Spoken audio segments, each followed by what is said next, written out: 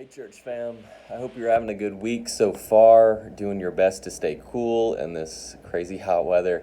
I wanted to make a video to talk a little bit about this, just briefly. I don't know if you can see it, but these are the reopening guidelines that we received on Monday. I sent out an email yesterday, kind of walking you through a little bit of our church leadership's thoughts on all of this, but I figured I'd make a video as well for those of y'all that don't get my emails, or those who have my emails go to your spam folder, which no judgment. I'm pretty sure Pastor Brian does that as well. So I figured I'd just do a quick video to let you know what we're thinking. Again, this is the guidelines that were released on Memorial Day.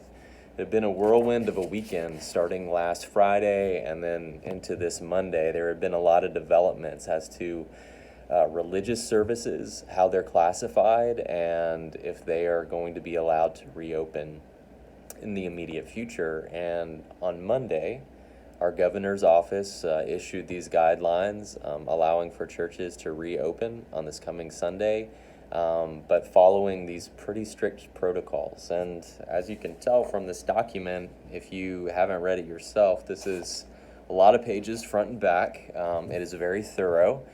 And as we as a church began to walk through what would be required of us if we were to meet again this coming Sunday or the one after that, we quickly realized that there were going to have to be some serious modifications and changes that, to kind of put it in a simple phrase, would make things not really feel like church. We would be, yes, gathering in our building, but it would be very limited about how many people we could have in our building, and also it would be extremely limited on what we could actually do. So as the more we discussed and talked, I think we realized that to try to do all this just for the sake of meeting this particular Sunday and then not have it feel like church really at all, it wasn't very appealing to us. And what we've decided to do instead is kind of to stick with the plan that we shared with you guys last Sunday, and that is that coming in June, we're hoping to put together a list of homes throughout Chico and Paradise that are families that are willing to open their homes or their backyards for small groups of 10 to 12 people to gather together with social distancing, with all the kind of checks and balances in place, but to have some sort of semblance of community gathering, even at a small scale, to be able to watch the live stream service together. And that's not going to be a forever solution, but rather just one baby step we're taking towards being able to do a full gathering in a way that feels like church in hopefully the near future. In fact, in these guidelines, they give this number, 21 days, that they're counting down to kind of see how this initial opening goes. And at the end of that 21 days, based on whatever data they're seeing, there might very well be a relaxing of some of these guidelines.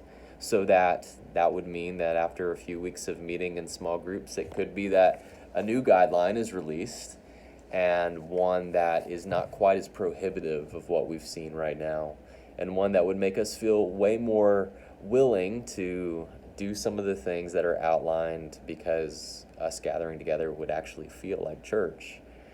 So all that to say, we are still not meeting in our usual gathering places, but instead are going to be looking come June to do these small group gatherings as a step in that direction, but a step that is slow and cautious, and maybe holding out till the state is ready to release some of the relax some of the restrictions that we've read in these guidelines.